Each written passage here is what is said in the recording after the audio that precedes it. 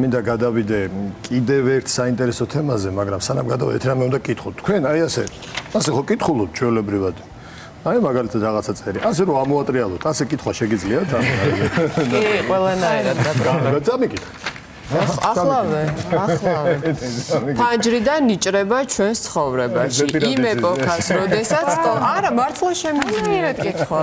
აი, ნებისმიერი წინადადება მითხარით და როგორც კრიტიკოსები წერენ თავად ფილმებში. არა, რაღაც საოცარი ძალის პატრონი.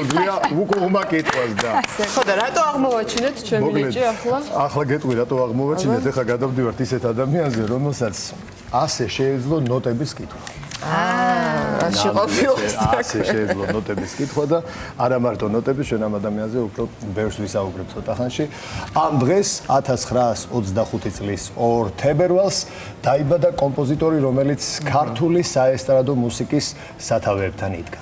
მრავალმხრივი შემოქმედებითი გზის მანძილზე კი თანაბარი ოსტატობით ქმნიდა კლასიკურ ნაწარმოებებს, საგუნდო მუსიკას, მას განსაკუთრებული წვლილი მიუძღვის ასევე ოპერეტის ჟანრის განვითარებაშიც. დღეს შოთა მილორავას გავიხსენებთ ჩვენ შუადღეში. აი უკუღმა კითხვასთან დაკავშირებით ნამდვილად არ ვიცოდი ლევან, თუმცა მეც დავამატებ. მისი სიმღერები იმდენად სახალხო იყო, რომ ზოგიერთი მისი ნაწარმოები მსმენელს დღესაც გონია ხალხური, მაგალითად ასეთია იოსებ ნონეშვილის ლეგზე შექმნილი არის ასეთი ქვეყანა, მას საქართველო ქვია, ჩვენთან ერთად არის შოთა მილორავას სტუდენტი, მუსიკოლოგი, ჟურნალისტი ნია ბახტაძე. მოგესალმებით ქალბატონო ნია, სწორედ ნიასთან ერთად ვიხსენებთ ჩვენ ამ უდიდეს ადამიანს. უმეტესი მადლობა მოგზაურობისთვის, ჩვენთვის დიდი პატივია, რომ დღეს გმასპინძლობთ კულტურის შუადღეში. ქალბატონია, მე ვახსენე, რომ ხალხს ხშირად გონია, რომ საქმე გვაქვს ხალხურ სიმღერასთან. ერთი მხრივ საწყენია, როდესაც მსმენელს ავტორი არ ახსოვს კონკრეტული სიმღერის, მაგრამ მეორე მხრივ ეს აჩვენებს იმხელა სიყვარულს ამ შემოქმედების მიმართ. აი თქვენ რას იტყვით ამას, როგორ გაიხსენებთ, რომ ვისაუბროთ ზოგადად ამ სიმღერების თავისებურებაზე? პირველ რიგში მადლობა მინდა გითხრათ მოპატიჟებისთვის. დღეს მართლაც უძვირფასესი ადამიანის დაბადების დღეა. მენი დაბადების დღეც არის როგორც ჩემი დაბადების დღე არის. მადლობა და განსაკუთრებით მნიშვნელოვანია ჩემთვის ბატონი შოთას დაბადების დღე 2 თებერვალი გახლავთ. თუმცა რაღაც არასწორი ისიც არის, მე მგონი ვიკიპედიაში. და ეს მითიც დავამსხვრიოთ, რომ დღეს არის ნამდვილად დაბადების დღე, დღეს გახლავთ.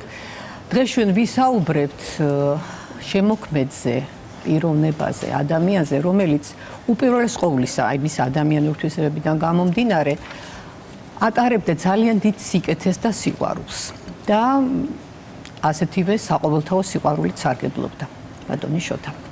ამაზე ალბათ ცოტა მოგვიანებით მის ადამიანურ თვისებებს. ეხლა რაც შეეხება თქვენ შეკითხვას, თქვენ სწორად ბრძანეთ, იცით, ძალიან ბევრი სიმღერა, რომელიც გახალხურებულია, ჩვენ შეგვიძლია დავასახელოთ, არა მარტო არის ასეთი ქვეყანა, რომელიც მართლაც გენიალურ სიმღერა გახლავთ. ამ სიმღერებმა უპირველეს ყოვლისა გაუძლო დროს. დღესაც რომ ასეთი აქტუალურია ჩვენს ახალგაზრდა შემსრულებლებში და ამაში დავრწმუნდი სხვათა შორის ჩვენ შარშან 100 წლის იუბილე აღნიშნეთ მარჯანიშვილის თეატრში ბატონი შოთასი და მისი არაერთი სიმღერა, რომელიც არც იცოდნენ ახალგაზრდებმა, იცით, ბევრი უფრო პოპულარულია, რამდენიმე სიმღერა განსაკუთრებით და ბევრი მივიწყებული. მაგრამ აი ეს არის სწორედ შემოქმედის ძალიან დიდი ღირსება, რომ აი ეს მივიწყებულმა სიმღერებმაც ისე გამოანათა, ისე გამობრწყინდა სცენაზე. თვითონ ახალგაზრდები იყვნენ აღფრთოვანებულებით, აი ჩვენ დღეს აღმოვაჩინეთ კიდევ ერთი არაჩვეულებრივი კომპოზიტორი. არის ხოლმე პერიოდები, როდესაც მივიწყებას მიეცემა ხოლმე, მაგრამ ნამდვილი შემოქმედი უძლებს დროს და ეს არის ძალიან დიდი ვარ დროზე ბატონ შოთას თავად აქვს ნათქვამი, თუ შემოქმედი თანამედროვეობით არ სუნთქავს და არ უყვება ერთნაირად როგორც პატარას ისე ბობს. და ისწორედ იყო ძალიან თანამედროვე ადამიანი, თქვენ ახსენეთ, აი ხალხურ შემოქმედებასთანაც იგი ბავშვობიდან იყო დაკავშირებული, იმიტომ რომ მისი დედა უკრავდა მეჩონგურე ქალთა ანსამბლში და ბატონი შოთა ფაქტიურად აი გაიზარდა და 8 წლის ასაკში უკვე იყო კონცერტმეისტერი, თქვენ წარმოიდგინეთ და საერთოდ იყო ეს ძალიან აქტიური ფიგურა 50-იანი წლებში. არა, იცით რა თვითონ როგორც საზოგადო მოღვაწე პირდაპირ გეტყვით, იმიტომ რომ არაერთ მუსიკალურ კოლექტივთან ჰქონდა მას ურთიერთობა, იყო კინოსტუდია ქართულ ფილმში დოკუმენტური ფილმების მუსიკალური რედაქტორი, შემდეგ ხალხურ შემოქმედების სახლში მუშაობდა. ნუ არაერთი ესეთი ჩამონათვალი. საესტრადო სასწავლებელი მისი სახელობის იყო. მისი სახელობის იყო. კი ბატონო. იქაც აღარ სამწუხაროდ აღარ არსებობს ეს საესტრადო სასწავლებელი, მიენიჭა სწორედ შოთა მილურავას სახელი. ეხლა მე მინდა გითხრათ, გარდა სიმღერებისა ძალიან მრავალმხრივი იყო მისი შემოქმედება ჟანრობრივად და აქ განსაკუთრებით კიდევ უნდა გამოვყოთ საგუნდო მუსიკა, ჩემი აზრით და ასევე ოპერეტა. ფაქტიურად ქართული საოპერეტო ჟანრის ფუძემდებელი, ისევე როგორც ქართული საესტრადო მუსიკის ერთ-ერთი ფუძემდებელი და მის მუსკომედიის რეპერტუარიც, მუსკომედიის რეპერტუარიცაც განსაზღვრავდა. კი ბატონო, იცით რა, მუსკომედია მისი არაერთი სპექტაკლი და ჩვენ რამდენიმე პოპულარული სიმღერა გამოვიყენეთ აი ამ სახამოზე, საიუბილეო კონცერტზე. და ძალიან დიდი გამოხმაურება ჰქონდა, იმიტომ რომ ხურში კარგად ახსოვს უფროს თაობას აი ეს არაჩვეულების სიმღერები. ეს იყო პერიოდი, აი მე გულისხმობ გასული საუკუნის 60-იან 80-იან წლებს, სადაც ყველგან ჟღერდა შოთა მილურავას სიმღერები, მისი მუსიკა რადიოთი, ტელევიზიით, ოჯახებში რაც მთავარია და აი სწორედ აქედან გამომდინარეობს მისი ხალხურობა და მისი შემოქმედების ძალიან დიდი.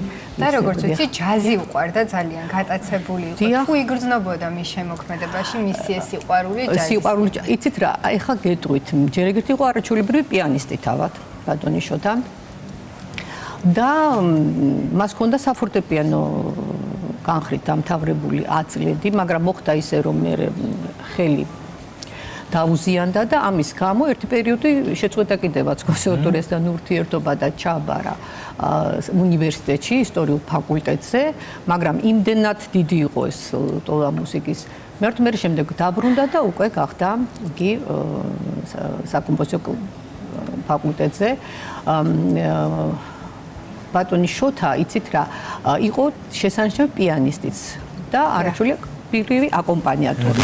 იმპროვიზაციის უნარი ჰქონდა საოცარი და რაც შეეხება, აი ჩვენ მქონდა საღამოზე ასევე გოგა შავერძაშვილმა შეასრულა მისი ორი საფორტეპიანო პიესა და იქ თვალნათლივ ჩანს ეს ჯაზის ელემენტები, ჰარმონიული სვლები, იქ რიტმული ნახაზი და საერთოდ უპირველეს ყოვლისა ლირიკოსი იყო ბატონი შოთა, საოცრად დახვეწილი გემოვნება. იგრძნობა მის შემოქმედებაშიც ეს მელოდიურობა, სადა და ძალიან ლამაზი მელოდიებით არის აბზე მისი შემოქმედება. ბატონი, აი თქვენ მქონდათ აი ეს პატივი არის რაღაც აი მინიშნებები იყო მაგალითად როგორ იქნებოდა მუსიკა არის თუ არა რაიმე რჩევები რაც თქვენ მოგისმენიათ პერსონალურად მისი მხრიდან შემოქმედებითი პროცესი როგორი იყო ასეთი დიდი ადამიანის აი გეტყვით მე ბედნიერი ვარ და ალბათ თაობები ვინც ბატონი შოთას ხელში გამოიარა ასე ვთქვათ კონსერვატორიის სწავლის პერიოდში მართლაც თაობები აღზარდა ბატონმა შოთამ ეს იყო უნიკალური ნიჭის მქონე ადამიანი თქვენ ახსენეთ რომ აი ნებისმიერი პარტიტურა ხა პარტიტურა მოგეხსენებათ საკმაოდ ისეთი ისა მთელი ორკესტრის პარტიებია ხო და მისი ესე ფურცლიდან კითხვა არ არის უბრალოდ ფურცლიდან კითხვა ხო ნებისმიერი სირთულის ნაწარმოები შეძლო დაეკრა ესე ერთი ასე ვთქვათ ფურცლის გადაშლით და იყო ძალიან სწრაფი აზროვნება ჰქონდა და ასე იცოდა ახსნაც იცით უნდა ბოდიშკალბატონი ამას ტოვებდა ხო ამას დატოვებდა გადაშლიდა ესეთი ამბავი იყო და ამას უკრავდა ზებინად აი მართლაც აი პროფესიონალიზმის და ნიჭიერების ეტალონი იყო ბატონი შოთა ამ მხრიდან ეს სწავლება იმიტომ მე მგონია რომ ეს არის სწავლება მithumetes არა ეს ნამდვილად არა ეს ნამდვილად არა მე იყო საოცრად ხოკეთილი და მისთვის ეხა რაღაცა დაბალი ნიშნის დაწერა იყო აი არ შეეძლო ალბათ მაგრამ გეტყვით ეხა აი გეტყვით ერთი თვე დავდიოდით მის გამოცდაზე აი რო გვეგონა რომ ეს დაუშვათ უკვე კარგად არა კარგია გეტყოდა მაგრამ ხვალ-მოხვალ ზეგ-მოხვალ და ერთი თვის განმავლობაში სანამ ბოლომდე არ შეგვასწავლიდა როგორც მას უნდა აი ესე ამიტომაც ძალიან მაქსიმალისტიც იყო. მაქსიმალისტიც იყო. აი ხა რა მერჩება, აი რაც უფრო ყველაზე ხშირად ისმოდა მისი მხრიდან. აი დავუშვათ დისციპლინა ან დისციპლინა აუცილებლად, ვაიმე უნდა ქონოდა ყველას კი ეს თვითონ ხო ძალიან მრავალმხრივი იყო და როდესაც ასწავლე ალბათ ხვდები შენს მოსწავლეს რომელი მიმართულება უფრო მეტად მოუხდება. ეს უფრო ისეთი ის იყო, ხო, საგანი რომ ასე ძალიან ინდივიდუალურადაც თუმცა ქონდა ინდივიდუალური გაკვეთილები, რასაკვირველია. კიდევ მინდა ძალიან ბევრი რამე მინდა ვთქვა ბატონ შოთაზე. გავიხსენოთ, მარჯანიშვილის თეატრი 100 წლის იუბილე იქ იყო 2025 წელს და ძალიან მიხარია რომ აი წლების მე სხვათა შორის აი მის რაფეზე რაღაცას ვიტყოდე. წლების მე ადამიანებს აი ესეთი ადამიანები არავისდება და ერთი კაი ნათქვამია თეატრის მსახიობი რომ მიდის ამ ქვეყნიდან ნია ყველაფერი არ ტოვებს არაფერს რა რეალურად ესეა და აი კომპოზიტორი მუსიკოსი რომ მიდის აი ტოვებს თავის შემოქმედებას და ის მუდამ ცხოვრობს ადამიანის გულში და აი ეს ჯანმრთელობის მდგომარეობაზე ორი სიტყვაც როგორ ძალიან ადრეულ ასაკში ეს იცით როგორი მოულოდნელი იყო იმიტომ რომ კაცი იყო ენერგიით სავსე თავისი შავი პორტფელი ჰქონდა რომელიც მუდამ თან დახონდა და აი აქ იყო დღის განრიგი, ვის რა ჭირდება, როგორ ჭირდება. ეს ყველაფერი ისე აკეთებდა მას სხვათა შორის ბატონმა სულხან ნასიძემ ერთხელ უთხრა რომ შოთა შეხარ ჩვენი დედა ტერეზაო და ეს მართლა ასე იყო, იცით, გასაოცარი თავისი კოლეგების მიმართ როგორი დამოკიდებულება ჰქონდა, მათ შემოქმედებას როგორ უფრთხილდებოდა.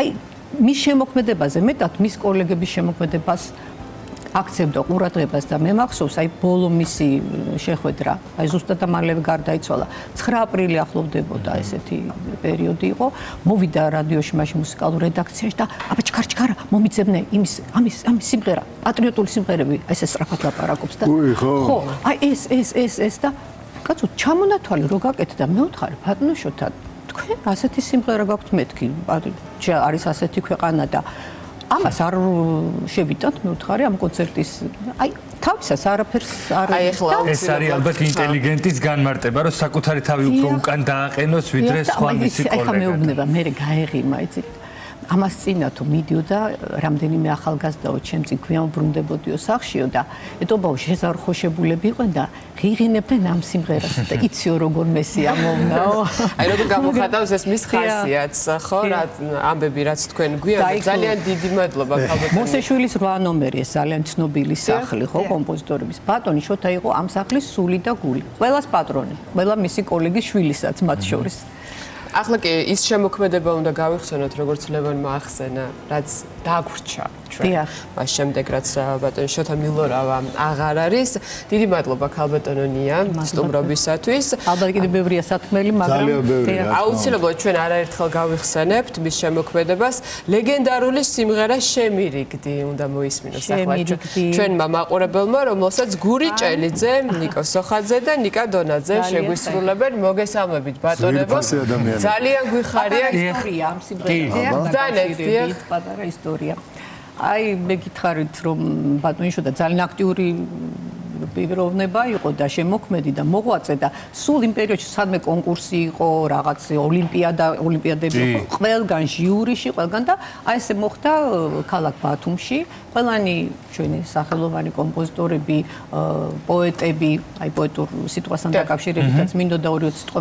მეთქვა რომელსაც ძალიან ყურადღებას აქცევდა ბატონი შოთა და იქ ნუ პეტერ ბაგრატიონ გრუზის და ასე შემდეგ მოკლედ ისე არის რომ გადაება ეთყობა ამბების მერე ცოტა ხინი კეიფი და მოგძალებულად რო ვთქვა ხო და უცებ ბატონშო თურმე სანაპიროსთან შედან ეხა რაღაცა უზიარებენ ერთმანეთს შტაბიშტილებებს და ბატონშო თუ ვაიმეო ეს რა დამემართაო ჩემი ცოლშვილი და წამომეყვანა ბათუმში დასასვენა და ეხა ლამარა გაგიჟებულებთ მაშინ არ იყარიყავთ მობილური არ და შემირიგდი მერე დაიწერა პეტრე მიქვე ბატონმა პეტრე მიქვე კალამი ფურცელი დაწერა ეს და აი და შეიქმნა ეს სიმღერა და რო ჩავიდა ბატონშო და აფრიალებს აი ლამარა სიმღერა აბა რა დაწერეს ბათუმის სანაპიროზე აბას ახლა ბიჭები მოგვასმენინებენ დიდი მადლობა მოგზალიაშვილის ტრიო მერე უკვე 75-მა გააკეთა ბატონმა რობერტმა თავის პროგრამაში რეტრო და ეხა ბიჭები